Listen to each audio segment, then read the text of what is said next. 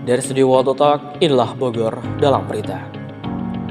Pagi Talkers, kembali dengan saya Zaki akan menemani Anda dalam World Talk. Pendidikan menjadi suatu komponen penting dalam suatu kehidupan manusia. Pemerintah Kota Bogor semakin berbenah dalam meningkatkan kualitas pendidikan, mulai dari sarana prasarana hingga tenaga pengajar. Saat ini saya terhubung dengan 3 reporter kami di lapangan. Silakan, Salsa, Aurel, dan juga Abizar.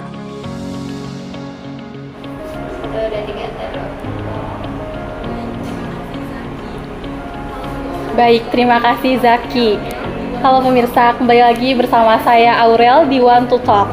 Sini saya sedang berada di SMK Pembangunan yang berada di Kota Bogor. Saat ini saya ingin bertanya kepada salah satu guru yang berada di SMK Pembangunan, yaitu Bapak izin memperkenalkan diri terlebih dahulu. Nama saya Wira Indrayana, saya di sini menjabat sebagai guru dan juga wakil kepala sekolah bidang kurikulum. Selamat siang Bapak. Selamat siang. Baik Bapak, saya izin bertanya. Yang pertama, bagaimana kualitas pendidikan yang ada di SMK Pembangunan ini? Seperti fasilitas yang disediakannya Pak? Ya, pertama tentang kualitas pendidikan ya. Kualitas pendidikan di sebuah sekolah itu dimulai dari rapot pendidikan ya. Jadi setiap sekolah atau setiap satuan pendidikan itu mempunyai rapot pendidikan. SMK Pembangunan pun sama memiliki rapot pendidikan. Rapot pendidikan ini adalah penilaian otentik yang dibuat oleh pemerintah dari beberapa komponen-komponen penilaian. Seperti satu, ada namanya asesmen nasional. Asesmen nasional itu untuk mengukur kemampuan literasi dan numerasi siswa. Itu ketahuan nih kira-kira SMK ini atau sekolah ini kualitas siswanya seperti apa. Dilihat dari kualitas siswa kan itu nanti merujuk ke kualitas pendidikan di sekolah.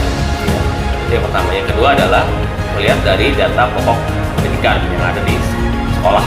Ya, data pokok pendidikan itu sifatnya valid, data yang real.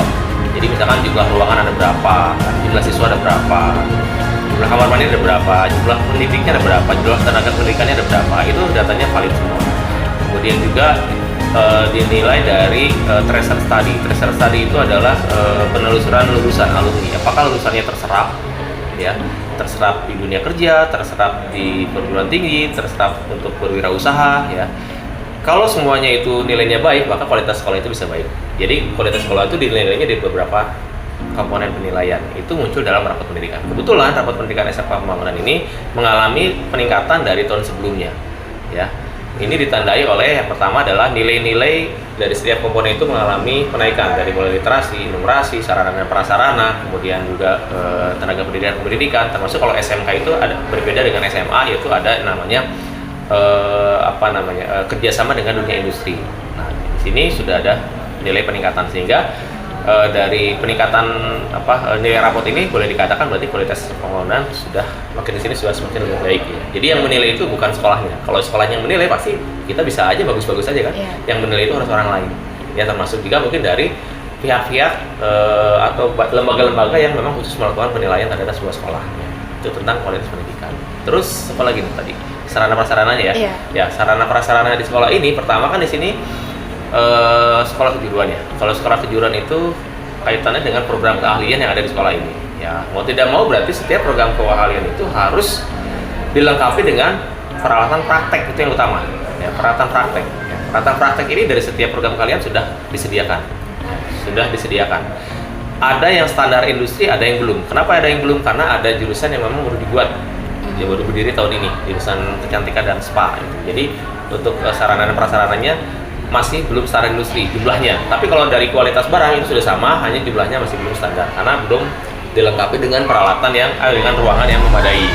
Nah, insya Allah untuk tahun ini itu akan dibangunkan untuk lab praktek yang standar industri. Tapi untuk yang lainnya saya rasa sih sudah sesuai, seperti yang perkantoran, lab perkantoran yang sudah sesuai, akuntansi, lab akuntansi yang sudah sesuai, DKV atau multimedia sudah sesuai, pemasaran juga sudah sesuai. Ini sudah sesuai dengan standar industri. Lalu metode pembelajaran apa sih Pak yang digunakan ketika mengajar? Ya. Kurikulum yang digunakan dulu ya. Kita kurikulum di SMK Pembangunan itu kan pakai kurikulum Merdeka sekarang ini. Kurikulum Merdeka berbagi. Kurikulum Merdeka itu ada kurikulum Merdeka berbagi, ada belajar, berubah. ya. Jadi kita gunakan yang berbagi. Berbagi itu maksudnya apa? Berbagi itu maksudnya adalah kurikulumnya itu kita rancang sendiri. Model pembelajarannya, metode pembelajarannya kita rancang sendiri. Jadi tidak melihat atau tidak mencontek dari sekolah lain atau tidak melihat dari internet ya. Misalkan di internet kan banyak tuh model-model tangga. Jadi guru-guru di sini diwajibkan untuk membuat perencanaan pembelajaran sendiri. Tentunya dengan adanya pelatihan-pelatihan guru ya, dengan narasumber-narasumber yang kompeten tentunya ya. Kemudian model pembelajaran kurikulum merdeka ini sebetulnya apa ya namanya? Hampir sama seperti Kurtilas ya, hanya ada sedikit yang lebih fleksibel untuk guru ketika mengembangkan model pembelajarannya. Tetap sama berpusat pada siswa, artinya metode yang dilakukan di kelas itu tidak boleh banyak guru ceramah. Ya. Artinya guru di situ sebagai fasilitator tugasnya. Sebagai fasilitator itu maksudnya adalah anak-anak ini melakukan atau melaksanakan pembelajaran itu dengan materi tertentu umpamanya ya.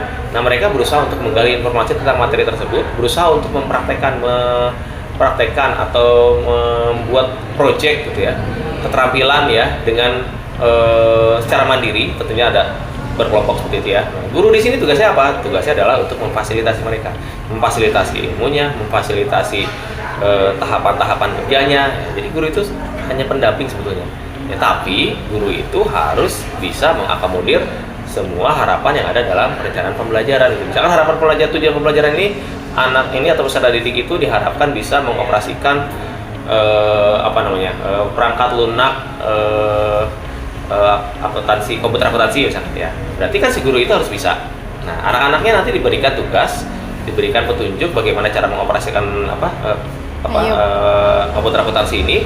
Terus guru-gurunya ngawasin, benar enggak, kalau salah diperbaiki. Nah, itu namanya fasilitator. Gitu ya. Kalau salah diperbaiki, diberitahu, ini begini, nah itu namanya fasilitator. Jadi anak itu untuk berusaha untuk mengeksplor. Metodenya seperti itu, jadi berpusat pada siswa, bukan berpusat pada guru.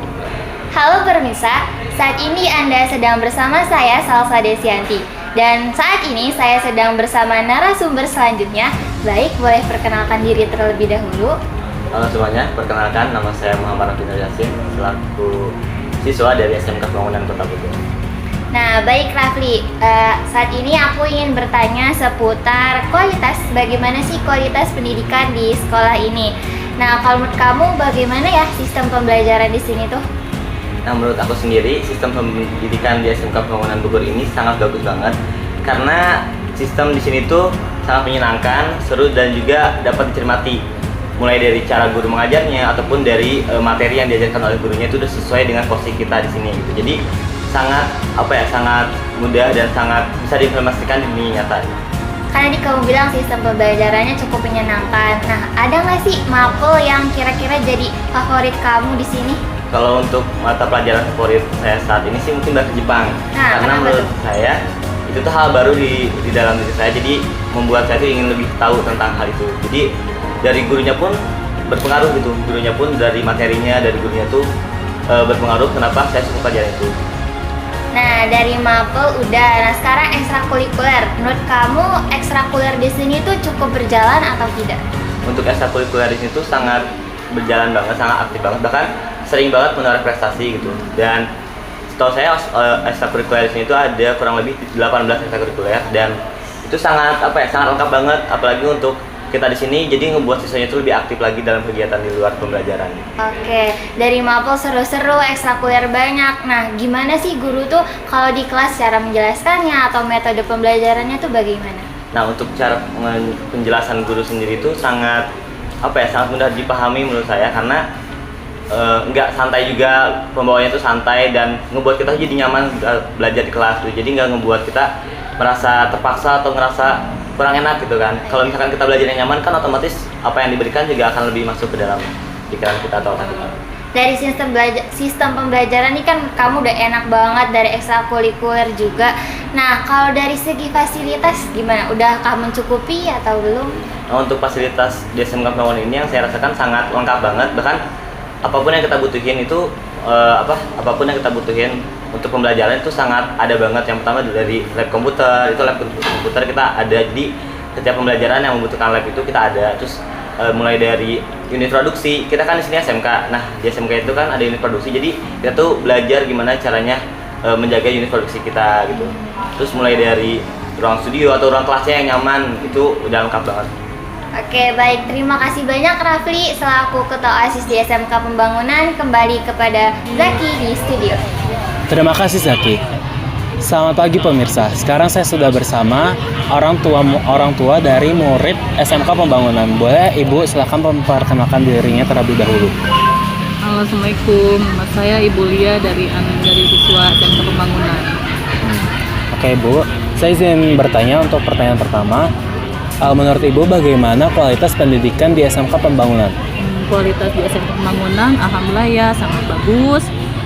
Buat anak-anak juga maju ya sampai sekarang alhamdulillah, dan nilai-nilainya juga sampai di atas KKM dan bisa meneruskan ke jenjang yang lebih tinggi. Menurut Ibu, apakah fasilitas di SMK Pembangunan sudah memadai? Alhamdulillah cukup memadai. Di situ udah ada buat nabung siswa ya kayak gitu, terus ada minimarket juga, pokoknya komplitnya alhamdulillah. Jadi setelah Ibu memasukkan anak Ibu di SMK Pembangunan, apakah kualitas pendidikan yang dimiliki oleh anak Ibu itu sudah tambah maju atau bagaimana Ibu? Sudah cukup maju sekali.